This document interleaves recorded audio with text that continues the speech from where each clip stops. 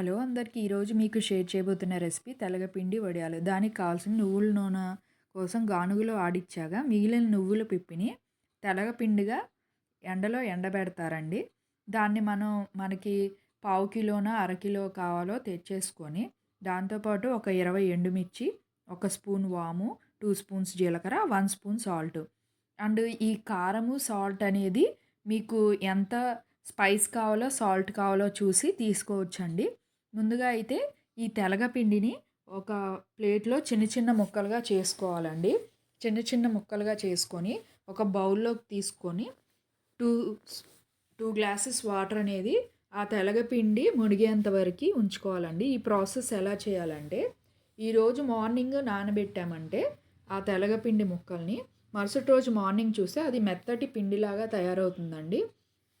దాంతోపాటు ఈ ఎండుమిర్చి, వాము, జీలకర్ర ఒక దగ్గర ఉంచేసుకొని ఒక బాండీలో కొంచెం ఈ జీలకర్ర, ఎండుమిర్చి వేపుకోవాలండి. కొంచెం కలర్ చేంజ్ అయ్యి జీలకర్ర స్మెల్ అనేది మనకి తెలుస్తుంది. ఎండుమిర్చి కొంచెం కలర్ చేంజ్ అయ్యాక ఒక ప్లేట్లోకి తీసేసుకోవాలి. ఇప్పుడు స్టవ్ ఆఫ్ చేసి అదే బాండీలో ఒక స్పూన్ వామ్ వేసుకొని లైట్గా ఫ్రై చేసుకొని ఒక ప్లేట్లోకి తీసుకొని కొంచెం చల్లారాక దాన్ని మిక్సీలో వేసేసుకొని కొంచెం మెత్తటి పిండిలాగా తయారు చేసుకోవాలండి. మనకి అది ఈజీగానే గ్రైండ్ అవుతుందండి. దాంతోపాటు ఈ సాల్ట్ కూడా ఆ పొడిలో యాడ్ చేసుకొని ముందుగా మనం రెడీ చేసి పెట్టుకున్న తెలగపిండిలో ఇప్పుడు ఈ పొడి చేసుకున్న మిశ్రమాన్ని కలిపేసుకొని మనం ఎలా చేయాలంటే చిన్న చిన్న బిళ్ళల సైజు ఉంటుంది కదండి, ఆ సైజులో చేసేసుకొని కొంచెం పల్చగా కాకుండా మరీ మందంగా కాకుండా చిన్న చిన్నగా చేసుకోవాలండి. ఎందుకంటే మనం వీటిని ఎండలో ఎండబెట్టినప్పుడు ఆ ఎండకి మరీ లావుగా ఉంటే లోపలంతా పచ్చిగా ఉండి ఎండవండి. సో మనం మీడియంగా వాటిని బిళ్ళల్లాగా చేసేసుకొని ఎండలో ఎండబెట్టుకోవాలండి. మేమైతే ఒక 3 or 4 డేస్ ఎండలో ఎండబెట్టేసామండి. ఎలా అంటే, ఎందుకంటే ఈ పొల్యూషన్కి మేము హైదరాబాద్లో ఉంటాం కాబట్టి దాంట్లో ఏంటంటే ఈ పీజియన్స్ అయితే ఎక్కువ తిరుగుతున్నాయండి.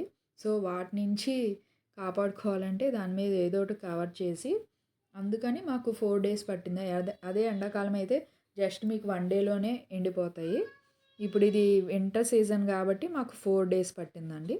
దాని మీద ఒక క్లాత్ లాంటిది వేసేసుకొని ఒక 4 డేస్ ఆరబెట్టేసుకుంటే మీకు చూసినట్టయితే మంచిగా తెలగపిండి వడియాలు అనేది రెడీ అయిపోతాయండి. ఈ తెలగపిండి వడియాలలోని పెరుగన్నంలోకి కానీ కొంతమంది మజ్జిగన్నంలోకి, పచ్చడన్నంలోకి ఇష్టంగా తింటారు. మోస్ట్ ఇది వైజాగ్ సైడ్ తింటారండి. ఇష్టంగా చేసుకొని స్పెషల్గా చేసుకుంటారు సమ్మర్ వచ్చిందంటే. సో మీరు కూడా ఒకసారి ట్రై చేసి ఎలా ఉందో నాకు కామెంట్ చేయండి.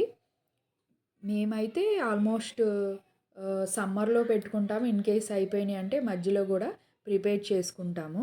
మీరు కూడా ఒకసారి ట్రై చేసి నాకు కమెంట్ చేయండి. Please like, share, subscribe to my Shravs home diaries. ఇంకా మీకు ఏ రెసిపీస్ కావాలో నాకు కమెంట్ చేయండి.